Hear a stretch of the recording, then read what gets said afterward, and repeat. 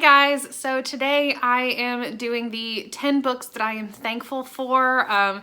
It's November, so traditionally people do Thanksgiving and what they're thankful for, and I just wanted to come and do the 10 books that I am the most thankful for, so let's go ahead and get started.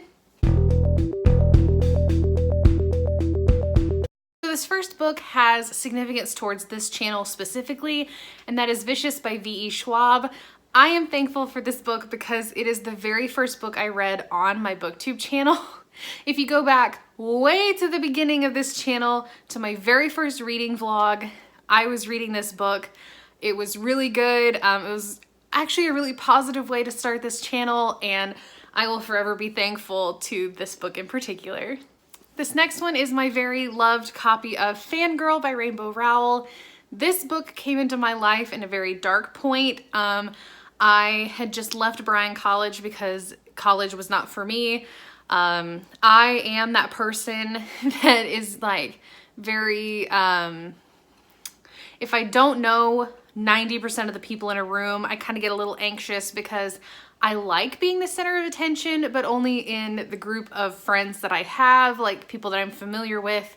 I love to cut up, I love to be crazy, and this book kind of related to me in a big way because Kath, the main character, is that way, and she was going through the whole stress of college life as well, and I really related to this book and absolutely loved it. This next one is a throwback from my childhood, and that is the series of Unfortunate Events. I read this in elementary school, and I want to say that this was one of the first like chapter books that I read.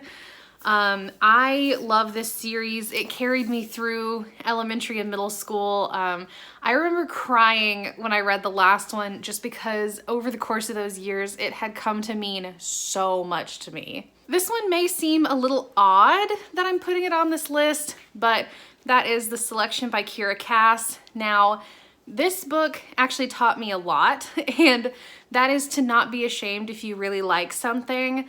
I didn't think I was gonna like this because everybody is like, oh, it's just like basically trashy YA, like generic whatever. I absolutely loved this series. Well, the first 3 books. Anyway, I love this series. I'm so glad that my hairdresser told me like, no, you need to go back and read it ASAP, because I never would have picked this up and I would have been missing a golden opportunity to fly through just a fluffy YA romance, and I will forever be thankful to her and this book. This next one doesn't really have like an emotional connection, but that is The Kind Worth Killing by Peter Swanson. This is hands down my favorite book. I love this book so much. I totally plan on rereading it at some point in my life. The cover is gorgeous. The plot is gorgeous. It's deliciously twisted. And I read this book last year, I think. Maybe? No. 2 years ago? Something like that. But I remember I absolutely loved reading through this book. I cannot thank this book enough because I think about this literally all the time. Now this one is kind of along the same lines as The Selection, and that is A Court of Thorns and Roses by Sarah J. Maas.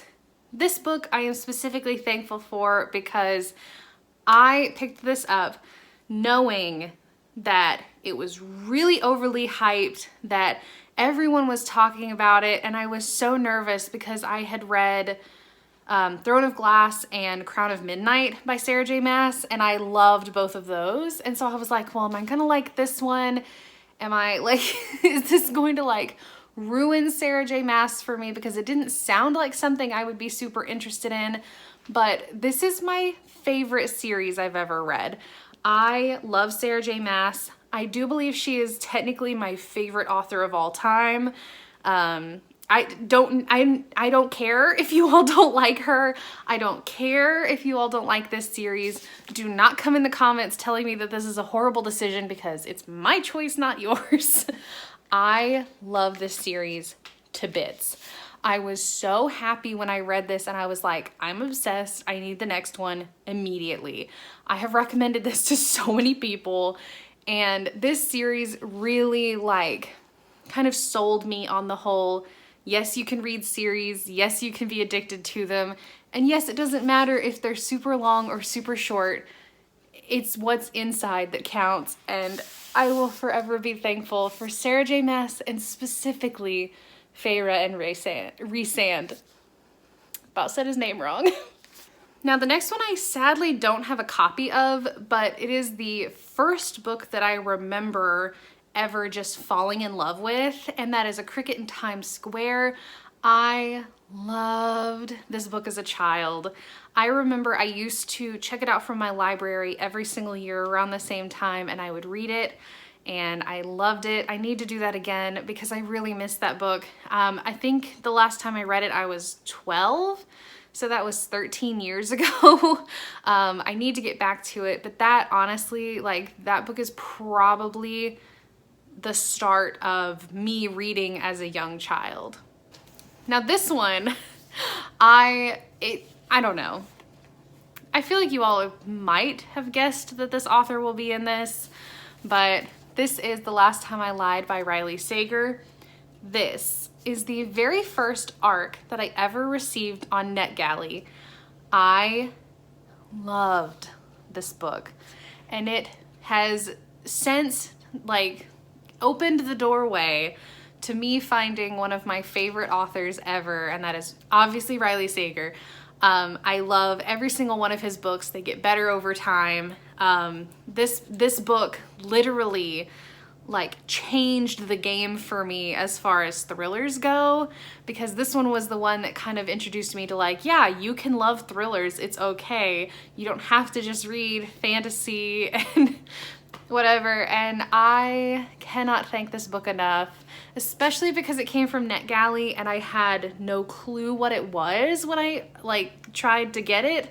And I'm so thankful to Berkeley Publishing and Riley Sager and NetGalley. I never would have had Riley Sager on my radar if it wasn't for this book. And then these last two are kind of a 2-for-1 special because these are the books that rekindled my love of reading when I was like late elementary and middle school age. I had kind of fallen off the bandwagon a little bit just because I had read all of the I had read all the chapter books that I wanted to read. I had kind of gotten into a funk. I know I was reading Series of Unfortunate Events around that time, but we were in a lull between books, and I thought I just wasn't going to pick anything up until the next one of those came out.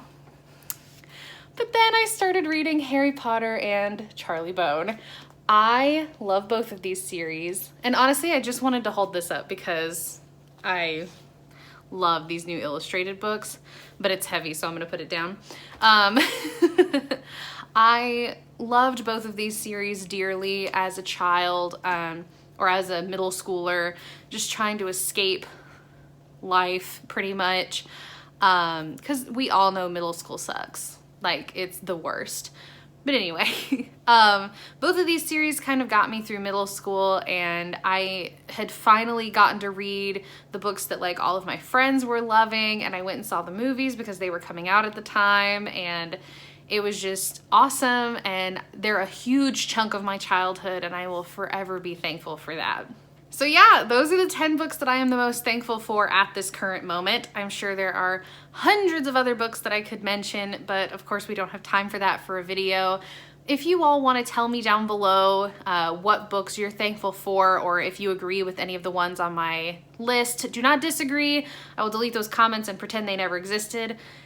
But anyway, if you all would like to talk to me, definitely comment down below any of the things that I just asked. I love commenting back and having a conversation with. If you want to see what I'm reading, definitely follow me on Instagram, Twitter, and Goodreads, because that is where I will be posting about what I'm reading and what I'm thinking.